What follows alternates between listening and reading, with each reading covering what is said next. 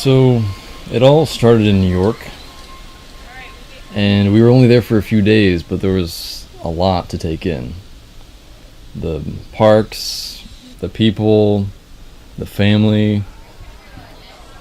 But I'm pretty sure Gabe only remembers the food.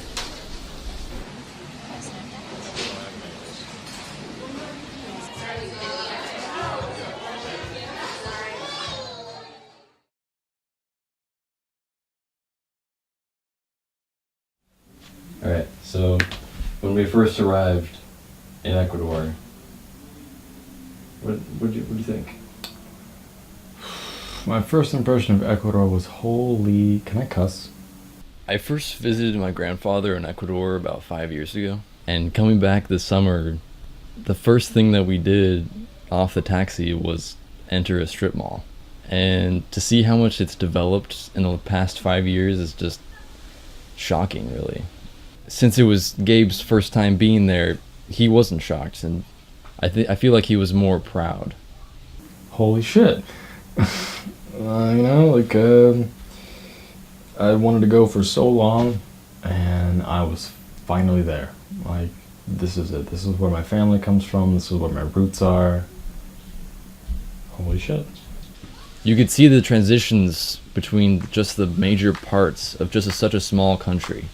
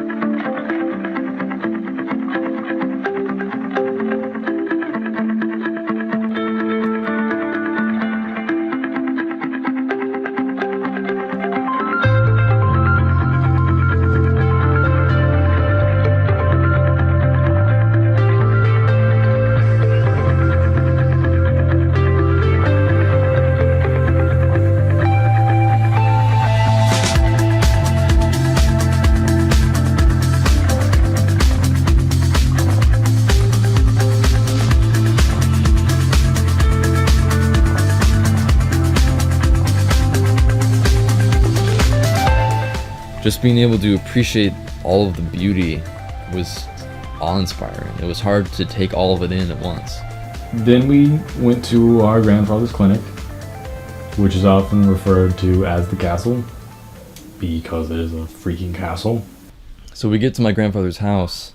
That again has been developed so much since I last saw it, just 5 years ago. It was a pretty big house at first, but now it's just like a village. It's walking around it, seeing all the things that he's planted, the animals that he's taken care of.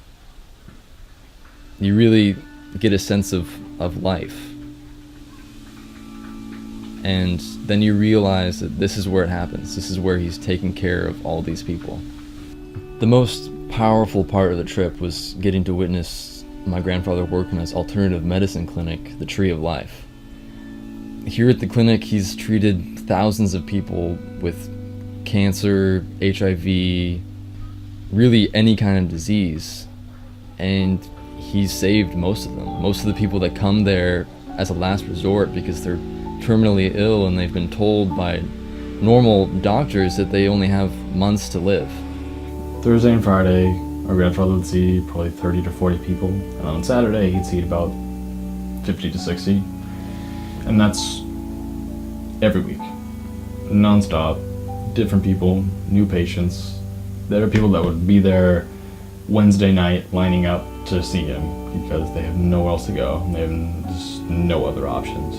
My grandfather didn't want me to record him really at all during the entire trip, and I was able to record audio of him at a bus station the day before we were supposed to leave. It has taken a while to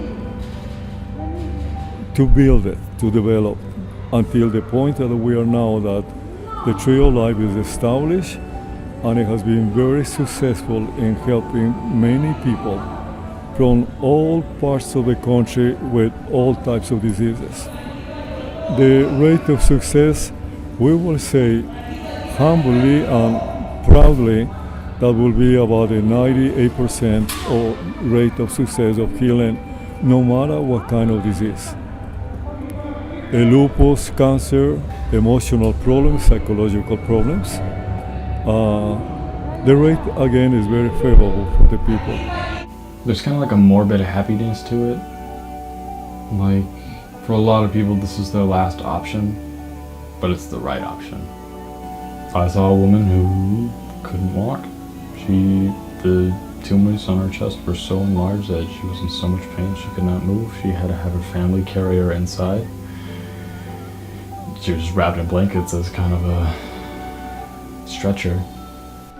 There was a boy there in a wheelchair that you could see that he was hurting, and his like whole family was trying to help him, but they knew that they couldn't help him in any way. So being at my grandpa's clinic, I feel like they all knew that this was the right choice. He became almost a quadriplegic. He cannot use his body from the waist, especially from the waist down. And initially he would start with symptoms that probably related to some poisoning in his body. He went to medicals over here in Ecuador, and they diagnosed it and prescribed the wrong medicine, and it produced severe side effects. One of them that is of course a quadriplegic. His body is very toxic, and I believe is a hormonal problem for the most part. We will hope, as it happened previously, we will be able to help and save this young man. Entering the clinic while my grandfather was working, a lot of it was heart-wrenching. You could see that the families were there to support them, and some kids were even just playing outside. And I don't think they realized what was happening inside. But there's definitely hope within the entire building. There's definitely the sense that this is the right place to be. And if you're going to be anywhere, you should be here.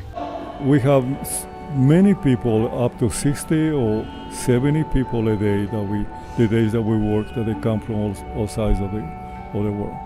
This particular young lady, as most people come, the people that come with cancer come as terminals. She came about a month ago. She was doing fine with the treatment that we prescribed, but lately, because she received many doses of chemotherapy, something happened with the body that rejected the medicine, and the tumors in the breast increased. At this time, there is a lot of risk, but I hope again that we will be able to save her. They really make a difference, and it's a very emotional place. It's a very healing place. It was crazy staying there for 2 weeks.